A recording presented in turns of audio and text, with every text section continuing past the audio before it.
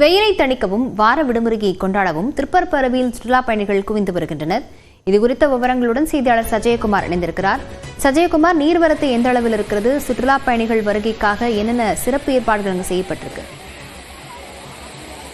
மாவட்டத்தை பொறுத்தவரையிலும் தற்போது அவ்வப்போது சாரல் மழை மற்றும் மிதமான மழை பெய்து வந்தாலும் கூட மாவட்டத்தில் வெயிலின் தாக்கம் என்பது நாளுக்கு நாள் அதிகரித்து வருகிறது. இந்நிலையில் இன்று வார இறுதி ஞாயிற்றுக்கிழமை விடுமுறை என்பதால் குமரியின் குற்றாலம் என அழைக்கப்படும் திருப்பரப்பருவியில் தமிழ்நாட்டின் பல்வேறு பகுதிகளிலிருந்தும் அதே போல அண்டை மாநிலமான கேரளாவிலிருந்தும் அதிகாலை முதலே அருவியில் மிதமான தண்ணீர் கொட்டுகிறது. தற்போது கோடைக்காலம் என்பதால் அருவியில் தண்ணீர் குறைவாக இருந்தாலும் கூட தாக்கத்தை தணிக்க சுற்றுலா பயணிகளின் கூட்டம் காலை முதலே அலைமோதுகிறது.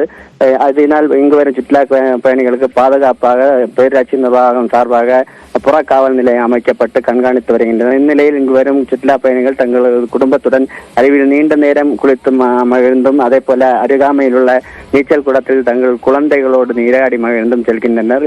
இந்த காலை முதலே சுற்றுலா பயணிகளின் கூட்டம் அதிகரித்துள்ளதால் அப்பகுதியில் உள்ள வியாபாரிகளும் மிகவும் மகிழ்ச்சி அடைந்துள்ளனர். லாவண்யா, விவரங்களுக்கு நன்றி சஜயகுமார்.